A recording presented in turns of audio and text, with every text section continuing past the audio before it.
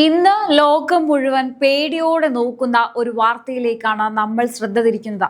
പശ്ചിമേഷ്യയിൽ യുദ്ധത്തിന്റെ കാർമേഘങ്ങൾ ഉരുണ്ടുകൂടുമ്പോൾ കടലിലെ ഏറ്റവും അപകടം പിടിച്ച മേഖലയായി മാറിയിരിക്കുകയാണ് ഹോർമൂസ് കടലിടുക്ക്. കപ്പലുകൾക്ക് നേരെ വെടിയുണ്ടകൾ പായുന്ന, ബോംബുകൾ വീഴുന്ന ഈ വഴിയിലൂടെ മറ്റു രാജ്യങ്ങൾ യാത്ര ചെയ്യാൻ പോലും ഭയപ്പെടുമ്പോൾ നമ്മുടെ ഭാരതത്തിന്റെ ഒരു കപ്പൽ കൂടി വിജയകരമായ കടലിടുക്ക് പിന്നിട്ടിരിക്കുന്നു. എന്താണ് യഥാർത്ഥത്തിൽ അവിടെ സംഭവിക്കുന്നത്? എങ്ങനെയാണ് ഇന്ത്യക്ക് മാത്രം ഈ പ്രതിസന്ധിക്കിടയിലും മുന്നേറാൻ കഴിയുന്നത്? നമുക്കൊന്ന് പരിശോധിക്കാം. എന്താണ് ഈ ഹോർമൂസ് കടലിടുക്ക്? ലളിതമായി പറഞ്ഞാൽ ലോകത്തെ എണ്ണ വ്യാപാരത്തിന്റെ ശ്വാസനാളമാണ് ഈ ഹോർമൂസ് കടലിടുക്ക്. ഗൾഫ് രാജ്യങ്ങളിൽ നിന്നുള്ള പെട്രോളും ഡീസലും ഒക്കെ ലോകത്തിന്റെ വിവിധ ഭാഗങ്ങളിലേക്ക് എത്തണമെങ്കിൽ ഈ ഇടുങ്ങിയ കടൽപാത കടന്നേ തീരും. എന്നാൽ നിലവിൽ ഇറാനും മറ്റ് ചില ശക്തികളും തമ്മിലുള്ള തർക്കം കാരണം ഈ പ്രദേശം ഒരു യുദ്ധക്കളമായി മാറിയിരിക്കുകയാണ്. വിദേശ കപ്പലുകൾ പലതും പേടിച്ച് യാത്ര നിർത്തിവെച്ചു. എന്നാൽ അവിടെയാണ് ഇന്ത്യയുടെ കരുത്ത് നമ്മൾ കാണുന്നത്.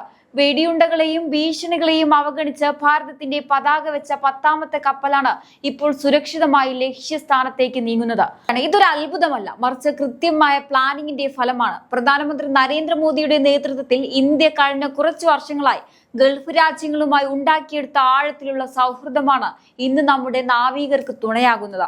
ലോകരാജ്യങ്ങൾ തമ്മിൽ യുദ്ധം ഉണ്ടാകുമ്പോഴും ഇറാൻ പ്രതിനിധികളുമായി നേരിട്ട് സംസാരിക്കാനും നമ്മുടെ കപ്പലുകൾക്ക് സുരക്ഷിത പാത ഉറപ്പാക്കാനും മോദി സർക്കാരിന് സാധിച്ചു. നമ്മുടെ വിദേശകാര്യ മന്ത്രാലയം ഓരോ നിമിഷവും ഈ കപ്പലുകളെ നിരീക്ഷിക്കുന്നുണ്ട്. ആക്രമണം നടന്നപ്പോൾ തന്നെ ശക്തിയായി പ്രതികരിക്കാനും ഇറാൻ പ്രതിനിധിയെ വിളിച്ച് നമ്മുടെ പൗരന്മാരുടെ സുരക്ഷ ഉറപ്പാക്കണമെന്ന് ആവശ്യപ്പെടാനും ഇന്ത്യ കാണിച്ച ആർജവം ലോക ശക്തികൾക്ക് പോലും മാതൃകയാണ്. വെറുതെ കപ്പൽ ഓടിക്കുക മാത്രമല്ല ഇന്ത്യ ചെയ്യുന്നത്, അവിടെ കുടുങ്ങിക്കിടക്കുന്ന ഓരോ സാധാരണക്കാരായ നാവികരെയും സുരക്ഷിതമായി നാട്ടിലെത്തിക്കാനുള്ള വലിയൊരു ദൗത്യമാണ് നടക്കുന്നത്. ഏകദേശം 2.5 ലക്ഷത്തോളം നാവികരെയാണ് ഇന്ത്യ ഇതിനോടകം സുരക്ഷിത സ്ഥാനങ്ങളിലേക്ക് മാറ്റിയത്. ജാക്ക് അർനവ് പോലുള്ള കപ്പലുകൾക്ക് നേരെ ആക്രമണം ഉണ്ടായപ്പോൾ ഭയന്നുപോയ നമ്മുടെ നാവികർക്ക് ആത്മവിശ്വാസം നൽകാനും അവർക്ക് വേണ്ട സഹായങ്ങൾ എത്തിക്കാനും കേന്ദ്ര സർക്കാർ കാണിച്ച വേഗത എടുത്തു പറയേണ്ടതാണ്. 499ഓളം നാവികർ ഇപ്പോഴും ആ മേഖലയിൽ ഉണ്ടെങ്കിലും അവരെ ഓരോരുത്തരെയും കാക്കാൻ ഡൽഹിയിൽ ഒരു കരുത്തുറ്റ ഭരണകൂടമുണ്ടെന്ന ഉറപ്പാണ് അവർക്ക് കരുത്തു നൽകുന്നത്. ലോകം പ്രതിസന്ധിയിലാകുമ്പോൾ തളർന്നു പോകുന്ന പഴയ ഇന്ത്യ അല്ല ഇന്നത്തേത്. ഇത് വെല്ലുവിളികളെ ഏറ്റെടുക്കുന്ന, സ്വന്തം പൗരന്മാരുടെ സുരക്ഷയ്ക്കായി ഏതറ്റം വരെയും പോകുന്ന പുതിയ ഇന്ത്യയാണ്. അമേരിക്കൻ ഉപരോധവും യുദ്ധഭീഷണികളും കാരണം ലോകത്തെ വമ്പൻ കപ്പലുകൾ പിന്മാറിയപ്പോഴും ഇന്ത്യയുടെ 10ാമത്തെ കപ്പലും ആ കടലിടുക്ക് കടന്നുവെങ്കിൽ അത് നമ്മുടെ നയതന്ത്ര വിജയമാണ്. നരേന്ദ്രമോദിയുടെ നേതൃത്വത്തിൽ ഭാരതം ലോകത്തിന്റെ നെറുകയിലേക്ക് കുതിക്കുന്ന കാഴ്ചയാണ് സമുദ്ര അതിർത്തികളിൽ നമ്മൾ കാണുന്നത്. ഓരോ ഭാരതീയനും അഭിമാനിക്കാവുന്ന നിമിഷമാണത്. നിങ്ങൾ ആലോചിച്ച് നോക്കേണ്ട ഒരു കാര്യമുണ്ട്. ലോകത്തെ വമ്പൻ ശക്തികളായ അമേരിക്കയുടെയോ ബ്രിട്ടന്റെയോ കപ്പലുകൾക്ക് പോലും ഇറാൻ ഒരു സുരക്ഷാ ഉറപ്പും നൽകുന്നില്ല. എന്നാൽ ഭാരതത്തിന്റെ പതാക കണ്ടാൽ അത് നരേന്ദ്രമോദിയുടെ ഇന്ത്യയാണെന്ന ബോധ്യം ഇന്ന് ലോകരാജ്യങ്ങൾക്കുണ്ട്. ഇത് വെറുതെ ഉണ്ടായതല്ല. യുക്രൈൻ റഷ്യ യുദ്ധ സമയത്ത് ആ യുദ്ധഭൂമിയിൽ നിന്നും ഇവിടുത്തെ കുട്ടികളെ രക്ഷിക്കാൻ ത്രിവർണ പതാക എങ്ങനെയാണ് ഒരു കവചമായത്, അതേ ബഹുമാനമാണ് ഇന്ന് ഹോർമൂസ് കടലിടുക്കിലും ഇന്ത്യൻ കപ്പലുകൾക്ക് ലഭിക്കുന്നത്.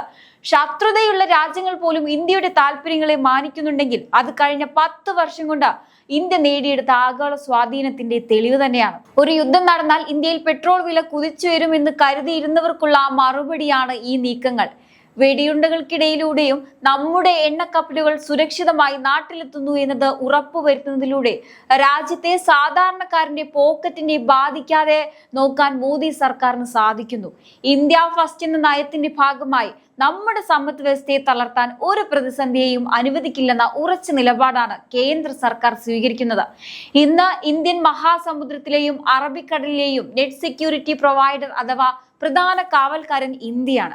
മറ്റു രാജ്യങ്ങൾ സഹായത്തിനായി ഇന്ത്യയെ വിളിക്കുന്ന ഒരു കാലത്താണ് നമ്മൾ ഇന്ന് ജീവിക്കുന്നത്. നമ്മുടെ INS ചെന്നൈയും മറ്റും പോലെയുള്ള യുദ്ധക്കപ്പലുകൾ ആ കടലിൽ കാവൽ നിൽക്കുമ്പോൾ ഏത് വെടിയുണ്ടെയും നേരിടാനുള്ള ചങ്കൂറ്റം നമ്മുടെ നാവികർക്കുണ്ട്. ഇത് വെറും ഒരു കപ്പൽ യാത്രയല്ല, മറിച്ച് കടലിലും കരയിലും ആകാശത്തിലും ഭാരതം ഒരു മഹാശക്തിയായി മാറിക്കഴിഞ്ഞു എന്ന പ്രഖ്യാപനമാണ്. അതുകൊണ്ട് പ്രിയപ്പെട്ട സുഹൃത്തുക്കളെ, ഈ വാർത്ത നമ്മൾ കാണേണ്ടത് കേവലം ഒരു കപ്പൽ കടന്നുപോയി എന്ന രീതിയിലല്ല. ലോകത്തിന്റെ ഏതൊരു കോണിലും ഒരു ഭാരതീയൻ അപകടത്തിലായാൽ അവനെ സുരക്ഷിതമായി തിരികെ എത്തിക്കാൻ കെൽപ്പുള്ള ഒരു നേതൃത്വം നമുക്കുണ്ടെന്ന അഭിമാനത്തോടെയാണ്. പ്രതിസന്ധികളെ അവസരമാക്കുന്ന, വെല്ലുവിളികളെ വിജയമാക്കി മാറ്റുന്ന നവഭാരതത്തിന്റെ കുതിപ്പാണിത്. പ്രധാനമന്ത്രി നരേന്ദ്രമോദിയുടെ വിദേശയാത്രകളെ പരിഹസിച്ചവരും വിമർശിച്ചവരും ഇന്ന് ഈ കാഴ്ച കാണണം. അന്ന് അദ്ദേഹം ലോക രാജ്യങ്ങളുമായി കെട്ടിപ്പടുത്ത ആ വ്യക്തിബന്ധങ്ങളാണ് ഇന്ന് നമ്മുടെ കപ്പലുകൾക്ക് ചുറ്റും ഒരു അദൃശ്യ കവചമായി നിൽക്കുന്നത്. അമേരിക്കയും ഇറാനും തമ്മിൽ പോരുമുറുകുമ്പോൾ, ലോകത്തെ വമ്പൻ ശക്തികൾ പോലും കടലിൽ വിറച്ചു നിൽക്കുമ്പോൾ ഇന്ത്യയുടെ കപ്പലുകൾക്ക് മാത്രം എങ്ങനെ സുരക്ഷിതമായി കടന്നു പോകാൻ കഴിയുന്നു? ഇത് മോദി മാജിക് അല്ല, മറിച്ച് ലോകം ഇന്ത്യയെ ഭയപ്പെടുകയും ബഹുമാനിക്കുകയും ചെയ്യുന്ന മോദി ഇഫക്റ്റ് ആണ്. ഇന്ത്യയുമായി പിണങ്ങിയാൽ അത് തങ്ങളുടെ നിലനിൽപ്പിനെ ബാധിക്കുമെന്ന് ശത്രു രാജ്യങ്ങൾക്കും ഇന്ന് നന്നായി അറിയാം. പണ്ട് ലോക രാജ്യങ്ങൾക്കിടയിൽ കേവലം ഒരു കാഴ്ചക്കാരനായിരുന്ന ഇന്ത്യ അല്ല ഇത്. ഇന്ന് തീരുമാനങ്ങൾ എടുക്കുന്നത് ഇന്ത്യയാണ്. അറബിക്കടലിന്റെയും ഇന്ത്യൻ മഹാസമുദ്രത്തിന്റെയും യഥാർത്ഥ അവകാശികൾ ഇന്ത്യയാണെന്ന നമ്മുടെ നാവികസേന ഓരോ ദിവസവും തെളിയിച്ചു കൊണ്ടിരിക്കുകയാണ്. ഇറാനിയൻ സൈന്യമായാലും ഒരു ഇന്ത്യൻ നാവികന്റെ പോലും രോമത്തിൽ തൊടാൻ അവർക്ക് ഭയമാണ്. കാരണം അതിന് പിന്നിൽ 140 കോടി ജനങ്ങളുടെ പിൻബലമുള്ള തീരുമാനങ്ങൾ എടുക്കാൻ ഒട്ടും മടിക്കാത്ത ഒരു ഭരണകൂടമുണ്ട്. ഒരാക്രമണം ഉണ്ടായാൽ പ്രതികരണം അതിശക്തമായിരിക്കുമെന്ന് ലോകത്തിന് ഇന്ന് ബോധ്യമുണ്ട്. ലോകത്തെ ഏറ്റവും പ്രധാനപ്പെട്ട കടൽപാതയായ ഹോർമൂസ് കടലിടുക്കിലൂടെ മറ്റു രാജ്യങ്ങളുടെ കപ്പലുകൾ പിന്തിരിഞ്ഞോടുമ്പോൾ ഇന്ത്യയുടെ 10ാമത്തെ കപ്പലും ആ കടലിടുക്ക് താണ്ടുന്നത് ഭാരതത്തിന്റെ ആഗോള രാഷ്ട്രീയത്തിലെ സ്വാധീനം വിളിച്ചോതുകയാണ്. ഇത് മോദി ഭരണകൂടത്തിന്റെ പരാജയം കാത്തിരുന്നവർക്കുള്ള കനത്ത തിരിച്ചടിയാണ്. രാജ്യം പ്രതിസന്ധിയിലാകുമെന്ന് പ്രവചിച്ചവർ ഇന്ന് കാണുന്നത് ഇന്ത്യയുടെ ഉരുക്കു മനുഷ്യൻ ലോകഭൂപടത്തിൽ ഭാരതത്തിന്റെ പേര് സ്വർണ്ണലിപികളാൽ എഴുതി ചേർക്കുന്നതാണ്. ലോകം മുഴുവൻ സാമ്പത്തിക മാന്ദ്യത്തെയും യുദ്ധത്തെയും പേടിച്ചു നിൽക്കുമ്പോൾ ഇന്ത്യയുടെ എണ്ണക്കപ്പലുകൾ തടസ്സമില്ലാതെ എത്തുന്നത് ലോക വിപണിക്ക് തന്നെ ഒരു ആശ്വാസമാണ്. ഒരു രാജ്യം എന്ന നിലയിൽ ഇന്ത്യ എത്രത്തോളം ശക്തമാണെന്ന് ഇത് കാണിക്കുകയാണ്. സ്വന്തം ആവശ്യത്തിനുള്ള ക്രൂഡ് ഓയിൽ കൊണ്ടുവരുന്നതിനൊപ്പം തന്നെ ലോകത്തെ സമാധാനത്തിലേക്ക് നയിക്കാനും ഇന്ത്യ ശ്രമിക്കുന്നുണ്ട്. ഇത് വെറും ഒരു കപ്പൽ വാർത്തയല്ല, മറിച്ച് ലോകത്തിന്റെ സാമ്പത്തിക ക്രമത്തെ നിയന്ത്രിക്കാൻ ശേഷിയുള്ള ഒരു വൻ ശക്തിയായി ഭാരതം മാറി എന്നതിന്റെ അടയാളമാണ്. നമ്മുടെ നാട്ടിലെ പെട്രോൾ പമ്പുകളിൽ ഇന്ധനം അടിക്കുമ്പോൾ നമ്മൾ പലപ്പോഴും ഓർക്കാറില്ലേ, അത് ഇത്രയും അപകടം പിടിച്ച കടൽപാതകൾ പിന്നിട്ടാണ് എത്തുന്നതെന്ന്. ആഗോളതലത്തിൽ ഇന്ധന വില കുതിച്ചുയരാതെ പിടിച്ചു നിർത്താൻ മോദി സർക്കാർ നടത്തുന്ന ഈ നയതന്ത്ര യുദ്ധം സമാനതകളില്ലാത്തതാണ്. സ്വന്തം ജീവൻ പണയപ്പെടുത്തി ആ കപ്പലുകളിൽ ജോലി ചെയ്യുന്ന നാവികർക്ക് പിന്നിൽ പാറ പോലെ ഉറച്ച ഒരു ഭരണകൂടമുണ്ടെന്ന ധൈര്യമാണ് ഇന്ത്യയുടെ യഥാർത്ഥ വിജയം എന്ന് പറയുന്നത്. എന്തായാലും ഈ ഒരു വിഷയത്തെക്കുറിച്ച് നിങ്ങളുടെ അഭിപ്രായങ്ങൾ തീർച്ചയായും കമന്റ് ബോക്സിൽ രേഖപ്പെടുത്തുക. മറ്റൊരു വിഷയമായി വീണ്ടും കാണാം. നന്ദി.